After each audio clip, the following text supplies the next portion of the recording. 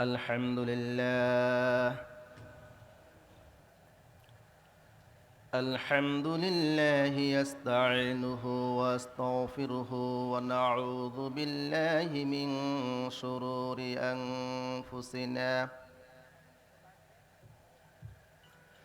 ومن سيئات أعمالنا من يهد الله فلا مضل له ومن يضلله فلا هادي له ونشهد أن لا إله إلا الله ونشهد أن سيدنا وسندنا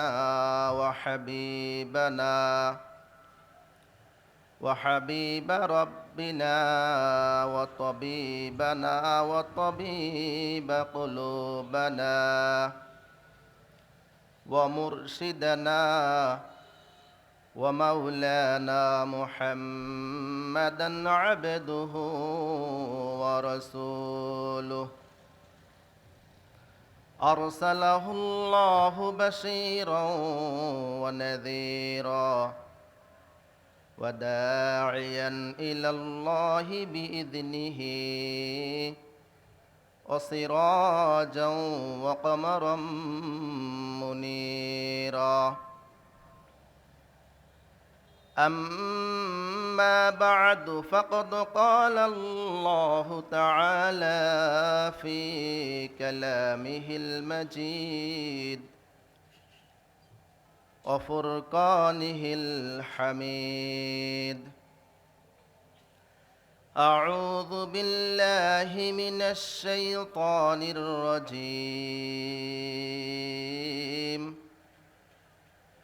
بسم الله الرحمن الرحيم إن الله يأمر بالعدل والإحسان وإيتاء ذي القربى وينهى عن الفحشاء والمنكر والبغي يعظكم لعلكم تذكرون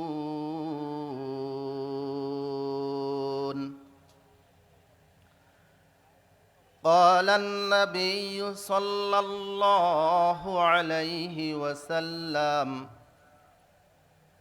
الظلم ظلمات يوم القيامة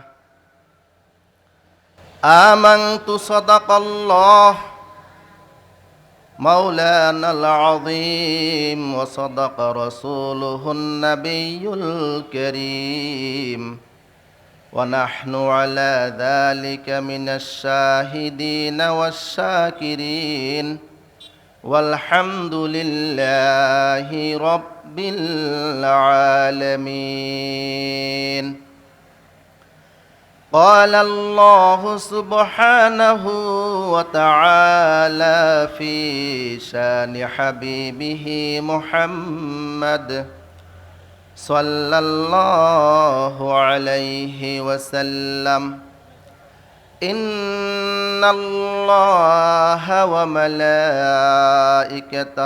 يصلون على النبي يا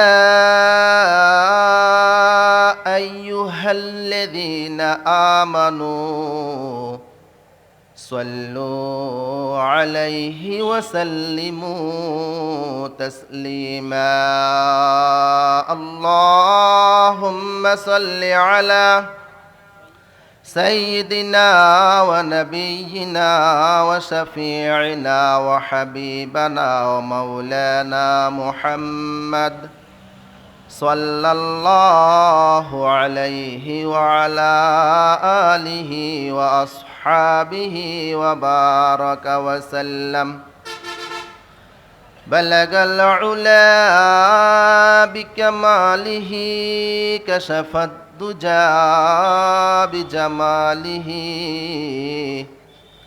حسنت جميع خصاله صلوا عليه وآله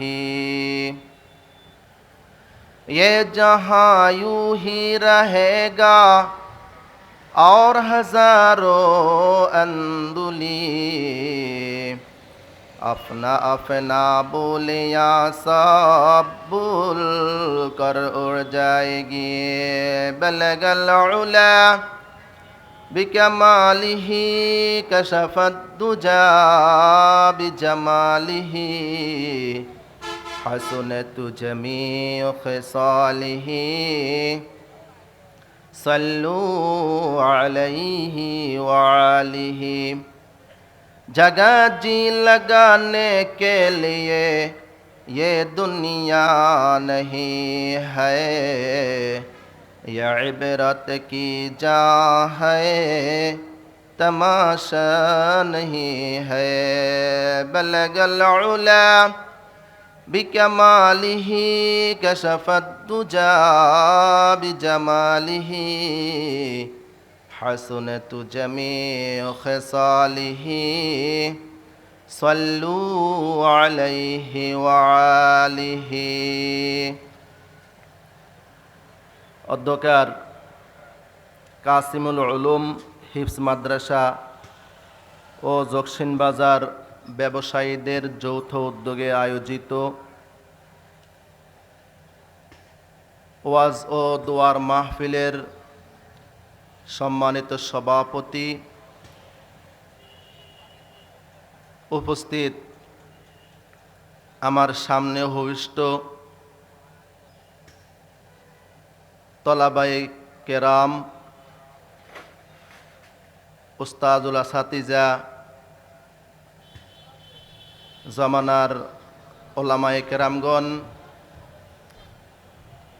এবং দিনদার ফরিজগার প্রিয় মুসলমান ভাইয়েরা, পর্দার আড়ালে অবস্থানরত পর্দানিশীন আল্লাহওয়ালা আল্লাহর মাহবুবা প্রিয় মা ও বোনেরা,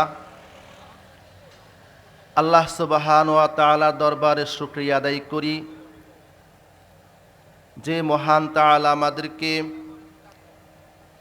আজকে ডিসেম্বরের 1 তারিখ বাংলা নববর্ষের শেষ মাসের 1ম তারিখে জকসিন বাজার নামক জকসিন বাজার এরিয়ার পশ্চিম অংশে একটি অংশে, যেখানে আজকে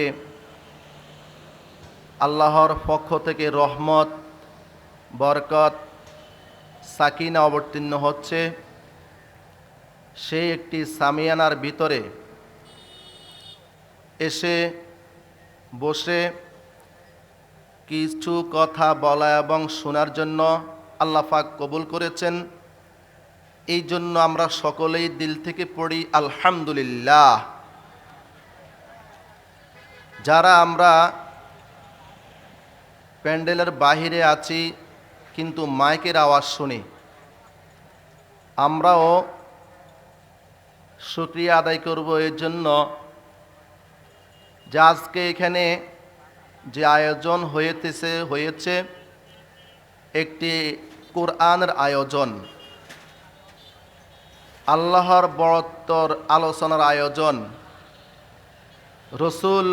রসুলের প্রেম প্রীতি সম্পর্কে আলোচনার আয়োজন, কোরআনের মাজলিস। এই মাজলিসের উছিলায় আজকে আমাদের জকসিনবাসী আল্লাহর পক্ষ থেকে রহমতের ভাগীদার হবে। এই জন্য আমরা যে যেখানে আছি সেখান থেকেই পড়ব আলহামদুলিল্লাহ।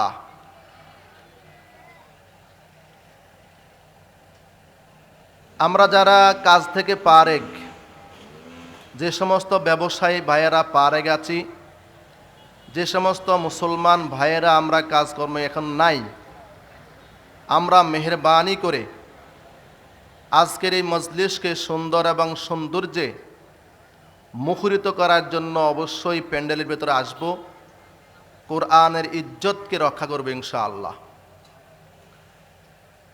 আমাদেরকে একটু চিন্তা করতে হবে এই বিষয়টা।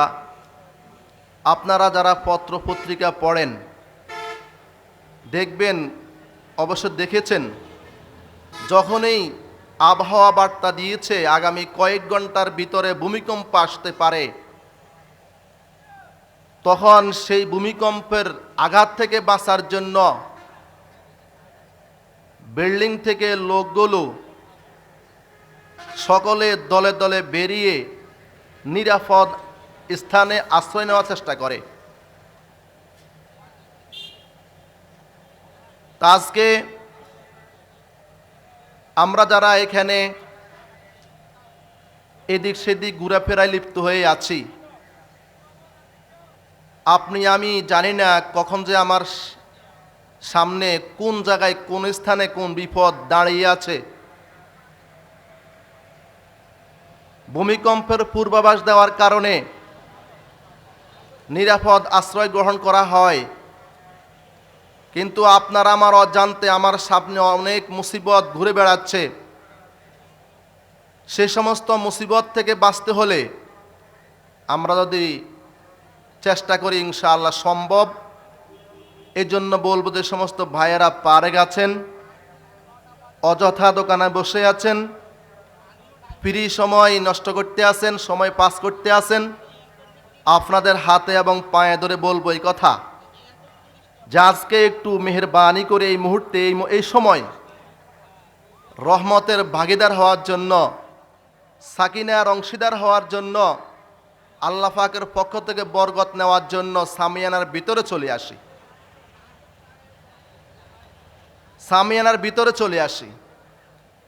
হইতে পারে আজকের এই প্রোগ্রাম আমাদের কাহারও জন্য শেষ প্রোগ্রাম। এই জন্য আমরা সকলেই আন্তরিক হব। মহান রব্বুল আলামিন তৌফিক দান করুন। সম্মানিত হাজরিন, মাহফিল ইন্তেজামিয়া কমিটির পক্ষ থেকে অনুরোধ করেছেন, এই জন্য কিছু কথা বলার চেষ্টা করতেছি। যে কথাগুলো ইনশাআল্লাহ সামনে বলবো, আল্লাহ পাক আমাকে সহ যত শ্রোতা শুনবে, এমনকি মাইকের আওয়াজ যে পর্যন্ত যাবে, আল্লাহ পাক সকলকে আমালের নিয়তে শোনার তৌফিক দান করুন। আমরা যে জমিনে বর্তমানে বসবাস করতে আছি, এই জমিনের উপর আকাশের নিচে অর্থাৎ আল্লাহ সুবহানাহু ওয়া তাআলা যত মাখলুক সৃষ্টি করেছেন, অনেকেই বলে থাকেন আল্লাহ পাকের সৃষ্টি হলো 18,000, কিন্তু প্রসিদ্ধ রওয়ায়েতে আল্লাহ পাকের সৃষ্টি 18,000 জগৎ। সংখ্যার দিক থেকে 18,000 নয়, বরঞ্চ 18,000 জগৎ আল্লাহ পাক সৃষ্টি করেছেন। এক এক জগতে লক্ষ লক্ষ মাখলুক আল্লাহ পাকের আছে। এরকম 18,000 জগৎ আল্লাহ পাক সৃষ্টি করেছেন। আমরা দেখতে পাই উড়ন্ত পাখি যেগুলো, এগুলোর মধ্যে হাজার হাজার পাখি আছে। নদীর মধ্যে বসবাস করে যে সমস্ত পশু, তাদের মধ্যে হাজার হাজার আছে। বনে জঙ্গলে এরকম বিভিন্ন জায়গায় আল্লাহ পাকের অনেক মাখলুক আছে, যেগুলোকে আমরা চিনি, আবার অনেকগুলোকে চিনি না। আল্লাহ সুবহানাহু ওয়া তাআলা যত মাখলুক সৃষ্টি করেছেন, 18,000 জগতের মধ্যে এই প্রত্যেকটি মাখলুককে আল্লাহ পাক রব্বুল আলামিন একটি মাখলুকের খাদেম বানিয়েছেন। সুবহানাল্লাহ। ওই একটি মাখলুক হলো বনি আদম, এই আমরা মানব জাতি। আল্লাহ পাক রব্বুল আলামিন এই মানব জাতির সেবা করার জন্য, মানব জাতির গোলাম হিসেবে, মানব জাতির উপকারের জন্য আল্লাহ পাক সকল মাখলুককে সৃষ্টি করেছেন। আমরা হয়তো বলতে পারি যে গরু, ছাগল, ভেড়া, দুম্বা এই সমস্তগুলো আমাদের উপকারে আসে, কিন্তু কিছু মাখলুক তো আমাদের ক্ষতি করে, যেমন সাপ, বিচ্ছু, এই সমস্ত মাখলুক আমাদের ক্ষতি করে। এগুলো আমাদের কিভাবে উপকারে আসে? হ্যাঁ, আল্লাহ পাক রব্বুল আলামিন সাপ, বিচ্ছু, এমনকি বিষধর প্রাণী, বনের হিংস্র প্রাণী, সবগুলোই আল্লাহ পাক এই বনি আদমের জন্য খাদেম বানিয়েছেন এবং তাদের উপকারেই সৃষ্টি করেছেন। একটা ওয়াকিয়া বললে সকলেই স্পষ্ট হবেন। আল্লাহর এক বুজুর্গ নদীর পাশ দিয়ে হাঁটতেছেন, নদীর পাশ দিয়ে যাইতেছেন। উনি দেখলেন একটা বিচ্ছু খুব দ্রুত নদীর পাড় দিয়ে হেঁটে যাচ্ছে। সেই বুজুর্গ তার এই হাল দেখে চিন্তা করলেন যে এত দ্রুত কোথায় যাচ্ছে, কেন যাচ্ছে, কোন দিকে যাচ্ছে, পর্যবেক্ষণ করতে আসে। সেই বিচ্ছুটি দ্রুত গতিতে হাঁটতে হাঁটতে নদীর পাড়ে চলে গেল। নদীর পাড়ে গিয়ে মনে হয় যে পানিতে পড়বে এমন ভাব। আল্লাহর অলি বুজুর্গ বান্দা পাশে দাঁড়িয়ে দেখতে আছে। কিছুক্ষণের মধ্যে দেখলেন পানির সঙ্গে বেশে একটা কচুরি ফেনা আসতেছে।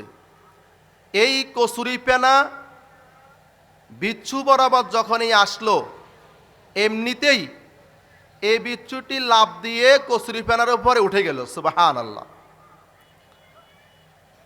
যখন এই দৃশ্য আল্লাহর বুজুর্গ দেখলেন, তখন তিনি আর একটু দেখতেছেন কি হয়। কিছুক্ষণ পরে দেখলেন একটা ঢেউ এসে এই কচুরি ফেনা সহ বিচ্ছুটিকে নদীর মাঝখানে নিয়ে গেল এবং মনে হচ্ছে এটা নদীর ওই পাড়া যাবে। সে আল্লাহর বুজুর্গ, আল্লাহর ওলি দাঁড়ায় চিন্তা করলেন এখানে কোনো রহস্য অবশ্যই লুকিয়ে আছে। তিনি ভাবলেন আমি যদি এই রহস্য দেখতে হয় আমাকে, তাহলে অবশ্যই এটার পিছু নিতে হবে। এই বলে সেই বুজুর্গ একটা নৌকা ভাড়া করে নৌকায় আরোহণ করে বলল যে আমাকে এই কচুরি ফেনার পিছনে পিছনে নিয়ে যাও। মাঝিকে বললেন। আর নৌকার উপরে বসে সেই বুজুর্গ দুই চোখ দিয়ে অজর ধারায় চোখের পানি বের করতে আসেন। সে আল্লাহর বুজুর্গ ভাবতেছেন এই কথা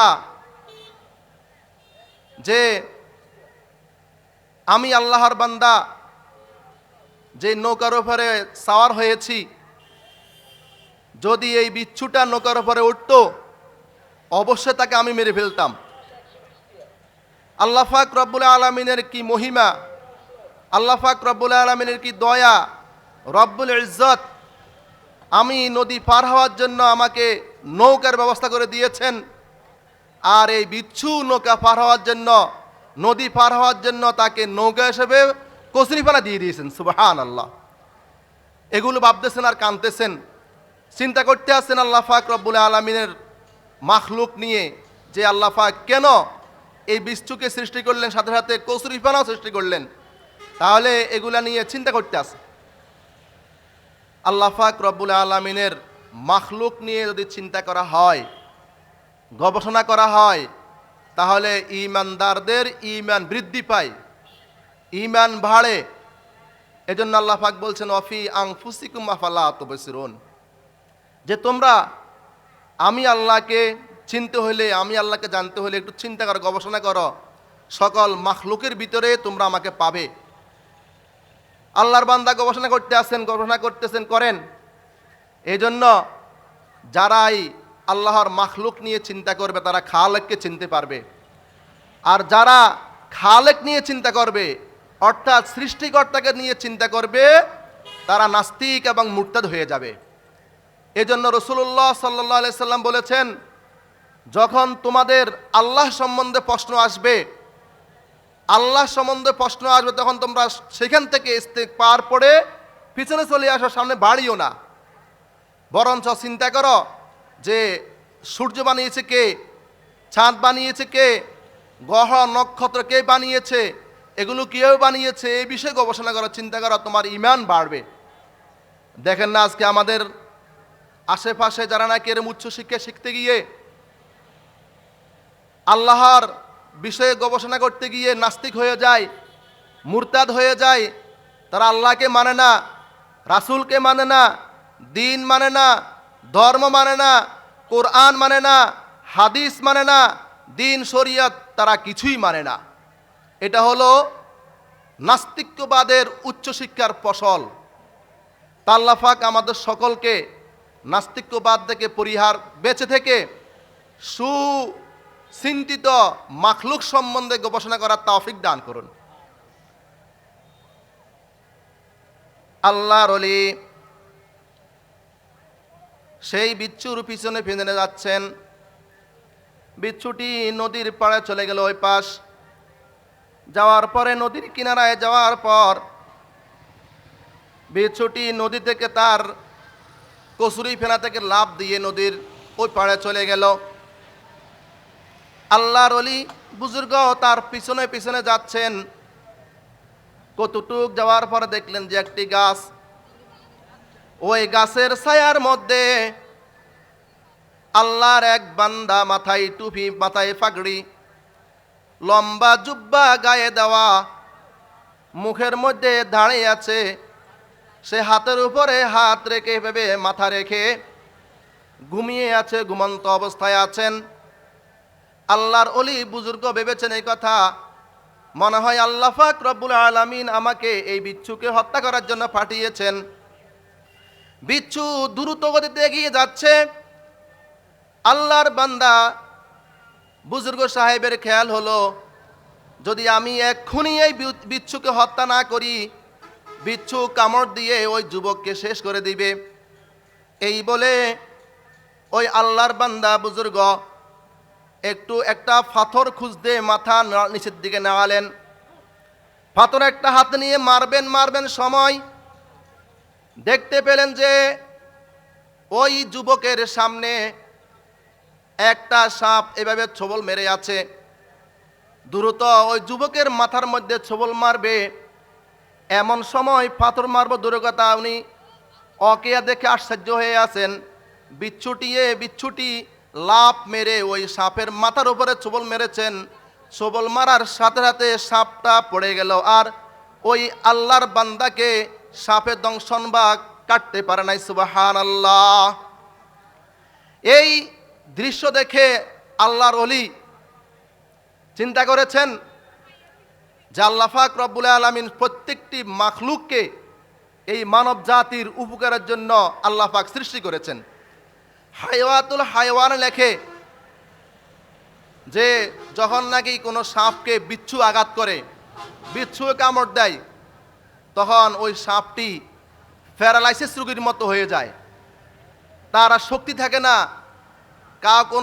তার পুরা দেহরা একবারে সম্পূর্ণ অবশ হয়ে যায়।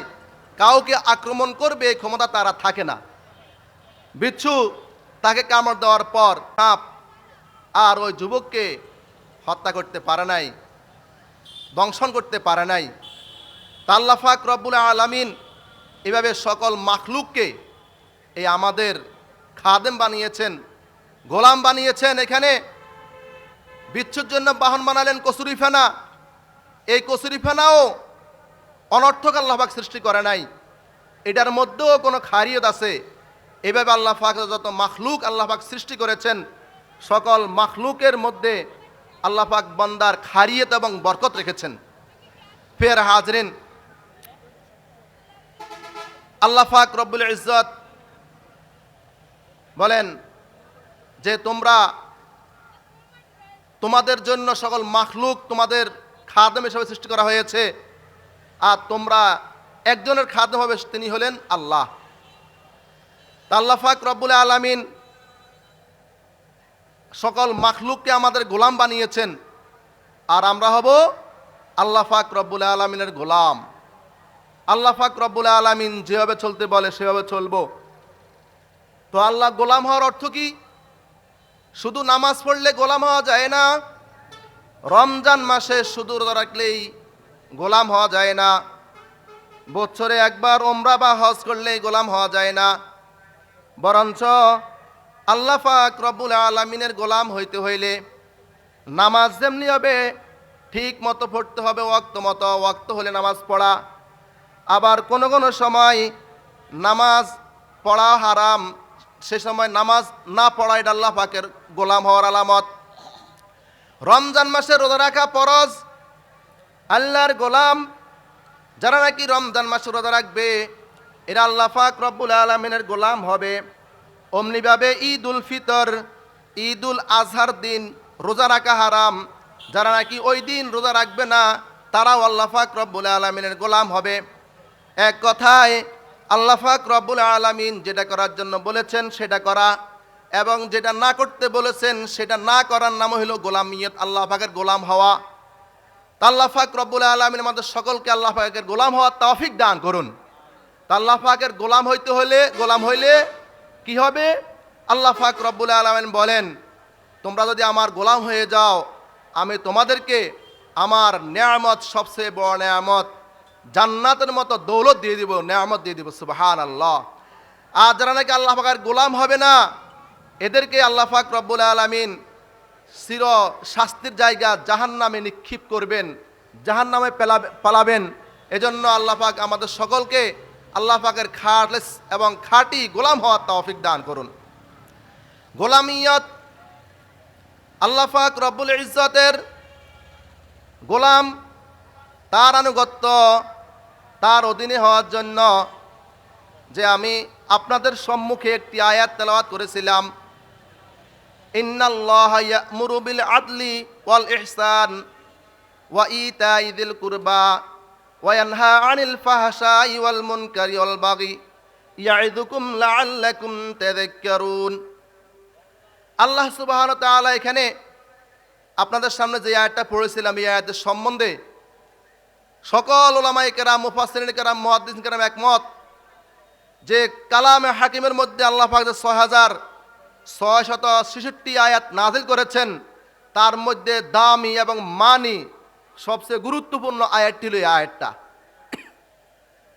এই আয়াতের যদি রাসূলুল্লাহ সাল্লাল্লাহু আলাইহি সাল্লামের উপরে শুধু এই আয়াতটা নাজিল হইতো আর তিনি এই আয়াত নিয়ে নবুয়ত রেসালাতের কাজ করতেন, এই আয়াত দ্বারাই নবুয়ত এবং রেসালাতের কাজ সুন্দরভাবে সম্পাদন হইতো, কোনো সন্দেহ নেই। এত দামি আয়াত, এত ওজন এই আয়াতের মধ্যে আল্লাহ পাক দিয়েছেন। কালামে হাকিমের মধ্যে ১১৪টি সূরা রয়েছে। প্রথম সূরা হলো সূরা বাকারা। সূরা বাকারা আল্লাহ পাক রব্বুল আলামিন সূরা বাকারার নাম করেছেন, বাকারা অর্থ কি? গাবি বা গাবি। আমরা যে সমস্ত গরুয়ে দুধ দেয় আমরা সেগুলোকে গাবি বলে থাকি, বাকারাতুন অর্থ হলো গাবি। আল্লাহর কালামের প্রথম সূরা বাকারা অর্থ হলো গাবির সূরা। পরবর্তী সূরা আলে ইমরান। সূরা আলে ইমরানের মধ্যে হযরতে আলে ইমরান মানে ইমরানের বংশধর, অর্থাৎ আলে ইমরানের মধ্যে হযরতে ইমরান আলাইহিস সালাতু ওয়াস সালামের ওয়াকিয়া আছে, এজন্য সেই সূরার নাম ইমরান রাখা হইল। সূরা নিসা, এভাবে সূরা নাহল, সূরা আনকাবুত, যে প্রত্যেকটি সূরার নামকরণের পিছনে আল্লাহ পাক রব্বুল আলামিন একটা অজে তাসমিয়া রেখেছেন, যে কোনো কারণ রেখেছেন, তার মধ্যে ওই নামের মাতাহাতে আলোচনা আছে। আনকাবুত মাকড়সা, সূরা আনকাবুতের মধ্যে মাকড়সার ওয়াকিয়া আছে। এভাবে সূরা জিন, সূরা মারিয়াম, হযরতে মারিয়াম আলাইহিস সালামের ওয়াকিয়া সূরা মারিয়ামের মধ্যে আছে। সূরা নামল, পিপিলিকের ঘটনা সেখানে আছে। এইভাবে সূরা নাহল, নাহল অর্থ হলো মধু, মৌমাছি। নাহল অর্থ কি? মৌমাছি। এই মৌমাছি আল্লাহ পাক রব্বুল আলামিনের ইবাদতে মশগুল। মৌমাছি কামড় দিলে মানুষ ব্যথা পায়, কি বলে? ব্যথা পায় না? ব্যথা পায়। তাহলে এই মৌমাছি কামড় দেয় মানে সেও একটা ইবাদত বন্দেগী করে, সে মধু সঞ্চয় করে।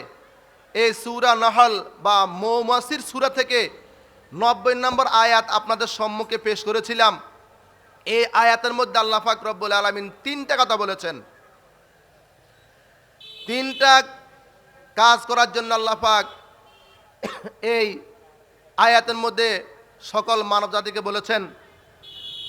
প্রথম কথা হচ্ছে ইন্নাল্লাহা ইয়া'মুরু বিল আদলি, যা আল্লাহ পাক রব্বুল আলামিন বলেন, আল্লাহ পাক তোমাদেরকে আদেশ দিচ্ছেন, হুকুম দিচ্ছেন, তোমরা আদল মানে ইনসাফ প্রতিষ্ঠা করো, ন্যায় নীতি প্রতিষ্ঠা করো, অন্যায় করো না, জুলুম করো না, অবিচার করো না। এই প্রথম কথা। মক্কার নবী প্রিয় নবী মুহাম্মদুর রাসূলুল্লাহ সাল্লাল্লাহু আলাইহি ওয়াসাল্লাম মদিনার রাজ সিংহাসনে বসছেন। রাজ সিংহাসনে বসার পর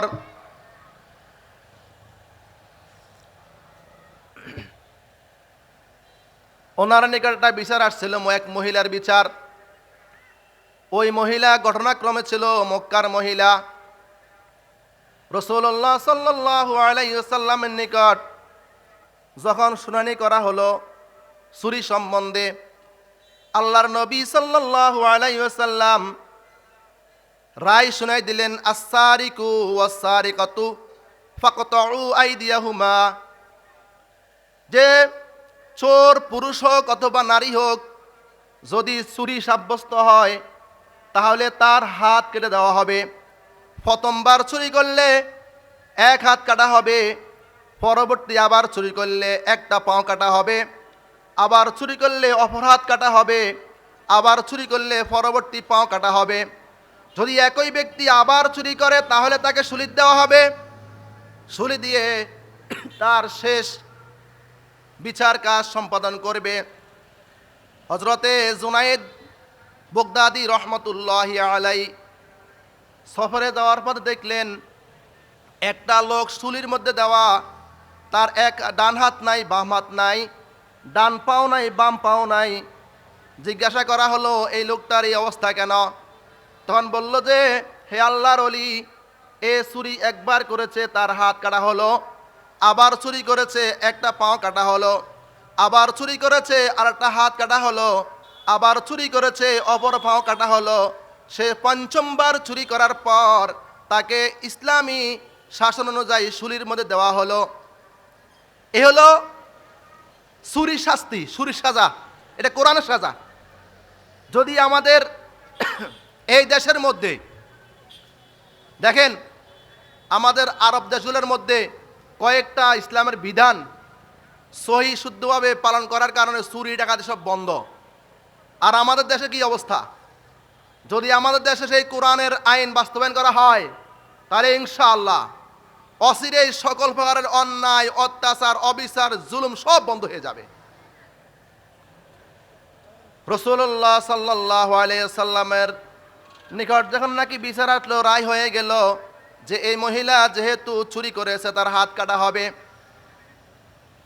সাহাবায়ে কেরাম রাদিয়াল্লাহু তাআলা আনহুম চিন্তা করলেন, যেহেতু এই মহিলা মক্কার মহিলা, যদি এর চুরি সাব্যস্ত হওয়ার পরে তার শাস্তি কার্যকর করা হয়, হতে পারে মক্কার মান সম্মান, যেহেতু নবী সাল্লাল্লাহু আলাইহি সাল্লাম মক্কার লোক, একটু সুপারিশ করি যাতে করে শাস্তিটা একটু শিথিল করা হয়। যেহেতু আল্লাহর নবী এখনো জীবিত আছেন, এখন আল্লাহর নবীর নিকট সুপারিশ নিয়ে কে যাবেন? আবু বকর, ওমর, ওসমান, আলী একে অপরকে বলে আপনি যান, উনি বলেন আপনি যান। কেউ যাওয়ার সাহস করে না। গেলে হয়তোবা রসুল গোসা করবেন, রাগ করবেন। পরামর্শ করলেন এমন একজন লোককে পাঠাও যে নাকি অবুঝ হয়, মানে বুঝ জ্ঞান কম, ছোট একটা বাচ্চাকে পাঠাও। তখন তারা সিদ্ধান্ত করলেন ওসামা ইবনে যায়েদ রাদিয়াল্লাহু তাআলা আনহু, রাসূলুল্লাহ সাল্লাল্লাহু আলাইহি সাল্লামের নাতি, সে ছোট বাচ্চা ছিল, রসুলের নাতি, যদি সে যায় একটু সুপারিশ করে হয়তো আল্লাহর নবী সাল্লাল্লাহু আলাইহি সাল্লাম গ্রহণ করবেন। তারা সকলেই পরামর্শ করে ওসামা ইবনে যায়েদকে পাঠানোর জন্য সিদ্ধান্ত করলেন। ফয়সালা হয়ে গেল, ওসামা ইবনে যায়েদকে জায়েদের ছেলে ওসামা। জায়েদকে, জায়েদ হচ্ছেন রসুল্লাহ, জায়েদ বিন হারেসা রসুল্লাহ সাল্লাল্লাহু আলাইহি সাল্লামের গোলাম। হযরত খাদিজা কুবরা রাদিয়াল্লাহু তাআলা আনহা ওনার চাচাতো ভাই একদিন আসি বলল, বোন আমি 60টা গোলাম পেয়েছি, 60টা গোলাম ক্রয় করেছি, আমার মনে চায় এখান থেকে একটা গোলাম তোমাকে হাদিয়া দিব, উপহার দিব, যদি তুমি গ্রহণ করো, এই 60টা গোলাম থেকে যেটা ভালো লাগে সেটাকে তুমি গ্রহণ করো। খাদিজা কুবরা রাদিয়াল্লাহু তাআলা আনহা ওই 60টা গোলামের চেহারার দিকে তাকালেন, চেহারার দিকে তাকাইয়া দেখলেন জায়েদের চেহারাটা একটু নরম, নম্র এবং ভদ্র তার চেহারার মধ্যে ফুটে উঠতেছে। এজন্য মানুষের চেহারা দেখলে বোঝা যায় তার ভিতরে কি আছে। অনেক সময় চেহারা দেখলেই অনুমান করতে পারে যে লোকটা কেমন। তো এই জন্য আয়েশা হযরতে খাদিজা কুবরা রাদিয়াল্লাহু তাআলা আনহা ওই 60 জন থেকে এই জায়েদকে গ্রহণ করলেন, নিয়ে রাত্রে রসুল্লাহ সাল্লাল্লাহু আলাইহি সাল্লামকে বললেন, ইয়া রাসূলুল্লাহ, ইয়া হাবিবাল্লাহ, আমি একটি গোলাম হাদিয়া পেয়েছি, আমি মহিলা মানুষ গোলাম দিয়ে কি করব? আপনি পুরুষ, আপনার খাদেমের প্রয়োজন, বিভিন্ন সফরে যান, এই গোলামটিকে আপনি নিয়ে যান এবং প্রত্যেকটি সফরে যাবেন। রসুল্লাহ সাল্লাল্লাহু আলাইহি সাল্লাম এই জায়েদ ইবনে হারেসাকে সফর সঙ্গী বানালেন। আল্লাহর নবী সাল্লাল্লাহু আলাইহি সাল্লাম যত সফর করেছেন, এই সফরগুলোর মধ্যে সবচেয়ে কষ্টের সফর ছিল দুইটা। কয়টা ছিল? দুইটা ছিল। একটা হলো ওই হিজরতের রজনীতে মদিনা থেকে, মক্কা থেকে মদিনা যাওয়ার সফর, আরেকটা ছিল তায়েফের সফর। এই দুই সফর ছিল অত্যন্ত কষ্টের এবং কঠিন সফর ছিল। ওই তায়েফের সফরের মধ্যে জায়েদ বিন হারেসা রাসূলুল্লাহ সাল্লাল্লাহু আলাইহি সাল্লামের সফর সঙ্গী হিসেবে ছিলেন। রাসূলুল্লাহ সাল্লাল্লাহু আলাইহি সাল্লাম যখন তায়েফবাসীকে দিনের দাওয়াত দেন, তায়েফবাসীর অজ্ঞ লোকগুলো ছোট ছোট কুচিকাচাদেরকে লেলিয়ে দিয়েছেন, তারা পাথর নিক্ষেপ করতে আসে রাসূলুল্লাহর গায়ে। ওনার গায়ে পাথরগুলা নিক্ষিপ্ত হওয়ার পর কিছু কিছু পাথর নবীর গায়ের মধ্যে বিদ্ধ হয়ে যায়। জায়েদ বিন হারেসা আঙ্গুল দিয়ে সেই পাথরগুলো সরাই ফেলেছেন। এই অবস্থায় রাসূলুল্লাহ সাল্লাল্লাহু আলাইহি সাল্লাম একবার নয়, দুইবার নয়, তিনবার পর্যন্ত জ্ঞান হারিয়ে ফেলেছেন। এরপরে জায়েদ বিন হারেসা বলে, হে তায়েফবাসী, তোমরা যা করেছো ক্ষান্ত হও, তোমরা আল্লাহর নবীর গায়ে একটি পাথর মারবে না, যতগুলো পাথর মারতে মনে চায় আমি জায়েদ বিন হারেসার গায়ে নিক্ষেপ করো, আমি তার জন্য ঢাল হিসেবে থাকবো। এ জায়েদ বিন হারেসা হলো সেই গোলাম, ওনার ছেলে হলো ওসামা বিন জায়েদ। ওসামা রাদিয়াল্লাহু তাআলা আনহুকে পাঠালেন ছোট বাচ্চা। রাসূলুল্লাহ সাল্লাল্লাহু আলাইহি সাল্লাম হেলান দিয়ে বসাছিলেন। কচি বাচ্চা যাদের নাইনাত করে আছে তারা বুঝেন যে নাতিরা, নানিরা কচি কাঁচা বাচ্চাদেরকে কি আদর করে, মোহাব্বত করে। এরা কখনো পিঠে উঠে যায়, কখনো ঘাড়ে উঠে যায়।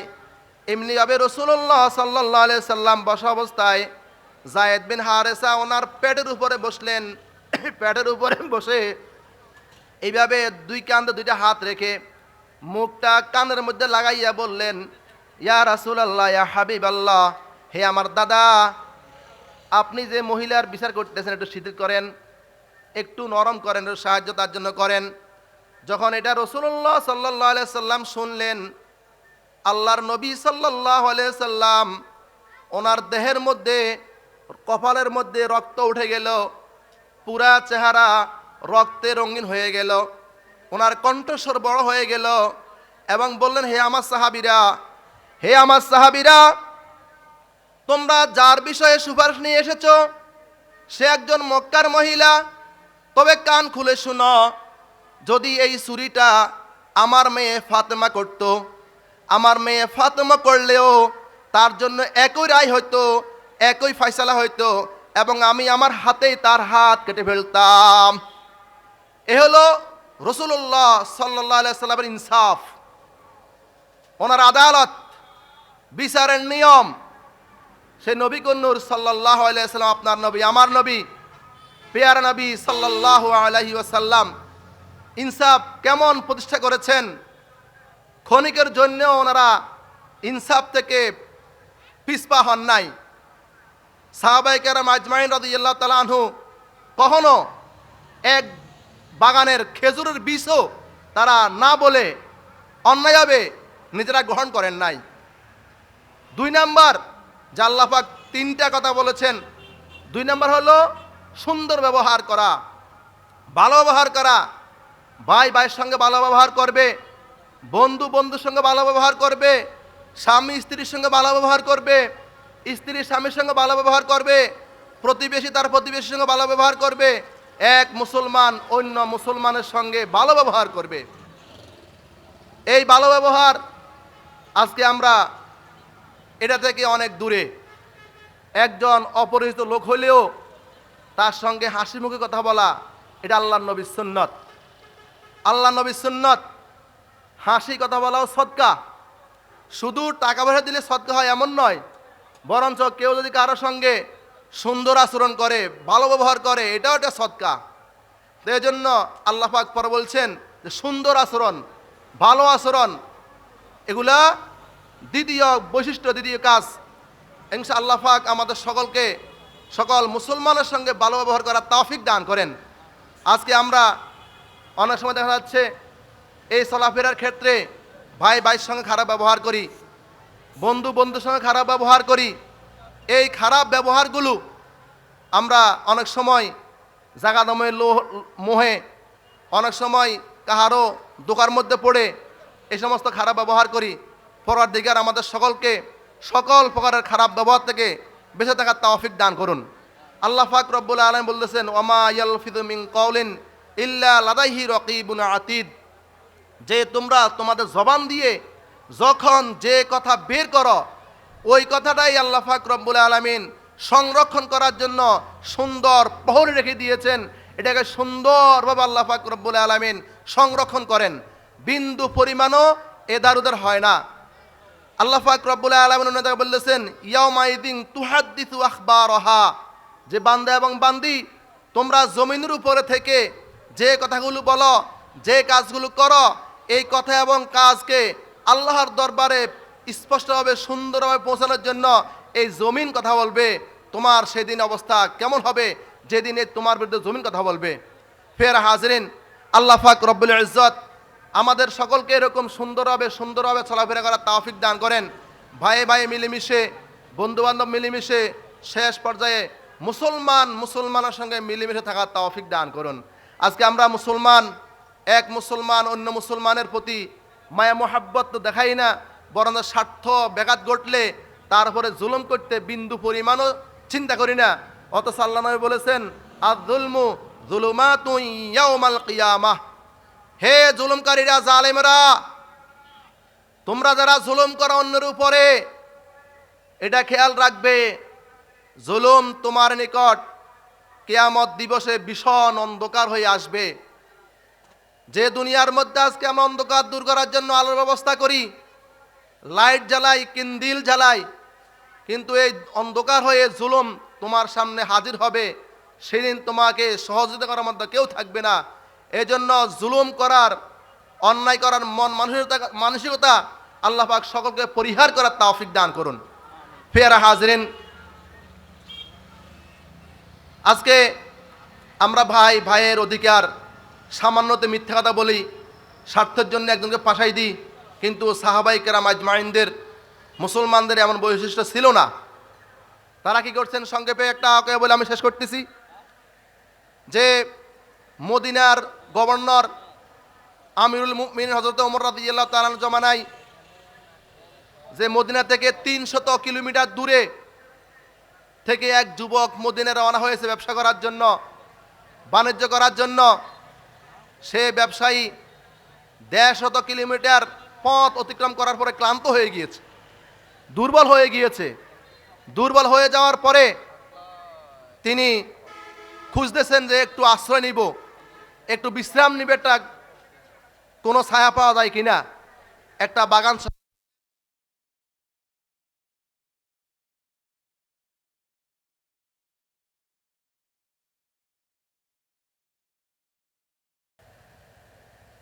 আল্লাহ পাক রব্বুল ইজ্জতের 3টি আদেশ। 1 নাম্বার হলো ইনসাফ প্রতিষ্ঠা করা, 2 নম্বরে সুন্দর ব্যবহার করা, 3 নাম্বার আত্মীয় স্বজনকে দান করা। এই আয়াত আল্লাহ পাক 3টি কাজ করার জন্য বলেছেন, ওয়ায়ানহা আনিল ফাহশাই ওয়াল মুনকারি ওয়াল বাগই। এরপর আল্লাহ পাক বলেন 3টি কাজ তোমাদেরকে করতে বলেছি আর 3টি কাজ না করতে বলেছি। নিষেধ করতেছি ওয়ায়ানহা আনিল ফাহশা, ফাহশা থেকে, অশ্লীলতা থেকে, গান বাজনা থেকে, পর্ণ ভিডিও দেখা থেকে, এরকমভাবে খারাপ ভিডিও দেখা থেকে, ওয়াল বাগি, সীমা লঙ্ঘন করা থেকে। যে আমি আমার আল্লাহ পাকের পক্ষ থেকে, তিলকা হুদুদুল্লাহ, আল্লাহ পাক প্রত্যেকটি জিনিসের একটা সীমা দিয়ে দিয়েছেন, আল্লাহ পাকের হদ দিয়ে দিয়েছেন, সেখান থেকে সামনে না যাওয়া। আল্লাহ পাক বলেছেন সত্য বলার জন্য সত্য বলা, মিথ্যাকে পরিহার করা। আল্লাহ বলেছেন হালালভাবে রুজি করার জন্য হালাল রুজি করা, হারাম ছেড়ে দেওয়া। আল্লাহ পাক বলেছেন ভালো কাজ করার জন্য ভালো কাজ করা, অন্য কাজ ছেড়ে দেওয়া। আল্লাহ পাক আমাদের সকলকে এই 3টি কাজ করা এবং 3টি কাজ ছেড়ে দেওয়ার তৌফিক দান করুন। ওমা তৌফিক ইল্লা বিল্লাহ।